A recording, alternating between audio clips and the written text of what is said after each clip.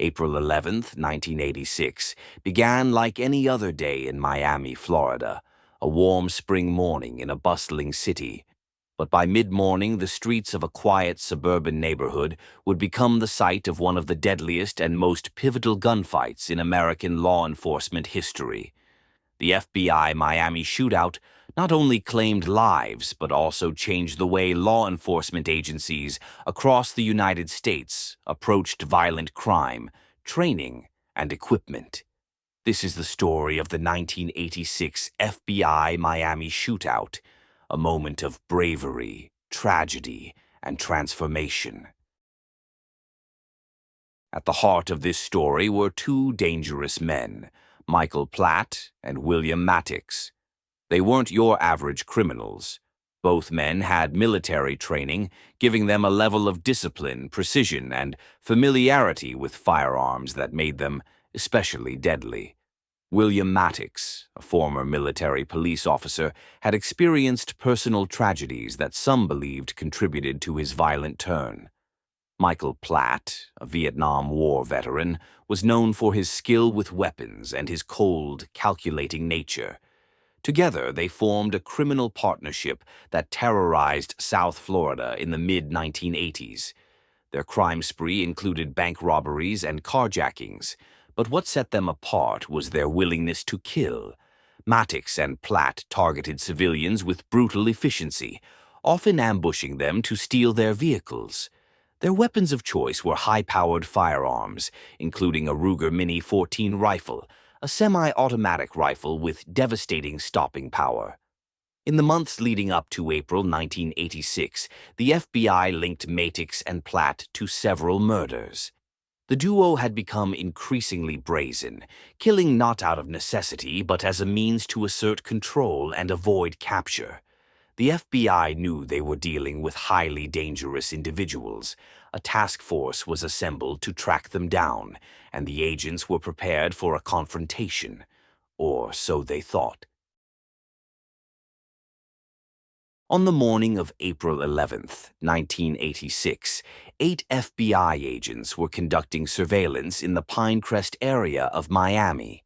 Their mission, to locate and apprehend Matix and Platt. The agents were dressed in plain clothes and driving unmarked vehicles, blending into the suburban surroundings. At around 9:30 a.m., an agent spotted a black Monte Carlo matching the description of the suspect's vehicle. The agents coordinated a plan to intercept the car, knowing the risks involved. But Matix and Platt weren't about to surrender quietly. As the agents attempted a tactical stop, Platt rammed one of the FBI vehicles and sped away, leading the agents on a high-speed chase. The pursuit tore through the quiet streets of suburban Miami, a stark contrast to the calm morning just moments earlier. The chase ended abruptly on a residential street when the suspect's Monte Carlo collided with a tree. The FBI agents quickly surrounded the vehicle, but what followed was sheer chaos. Michael Platt exited the car armed with a Ruger Mini 14 rifle. The firefight began almost immediately, with bullets flying in every direction. FBI agents fired back using revolvers and shotguns, but they were at a severe disadvantage. Platt and Matix, armed with superior firepower, were relentless. The gunfight that unfolded lasted less than 5 minutes, but in that short time, it would become one of the bloodiest confrontations in FBI history. Michael Platt, with his military training, was the primary aggressor. Armed with his Ruger Mini 14, he fired with precision and deadly accuracy. FBI agents found themselves outgunned as Platt's rifle rounds tore through cars and struck several agents. Despite sustaining multiple gunshot wounds, Platt continued to fight with almost superhuman determination. William Matix, though less active in the firefight, provided backup, further complicating the agents' efforts to subdue them. Special Agents Benjamin Grogan and Jerry Dove were among the first to confront the suspects. Both were critically injured during the exchange. Dove was able to fire several shots at Platt, hitting him, but it wasn't enough to stop the relentless attack. Grogan, nearing retirement, was fatally wounded, making him one of the first casualties of the shootout. Meanwhile, Special Agent Edmundo Mireles, Jr., sustained a serious gunshot wound to his arm, but refused to retreat.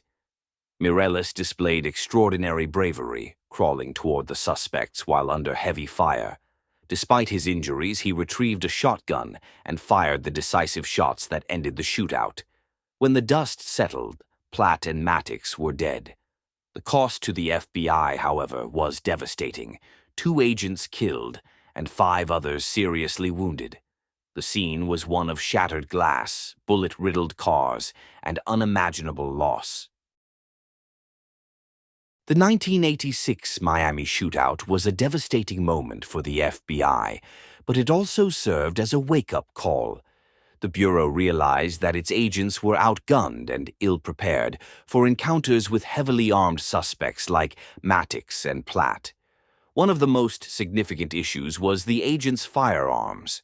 Most of them were equipped with caliber revolvers and 9mm pistols, standard-issue weapons at the time. These guns were no match for the suspects' high-powered rifles.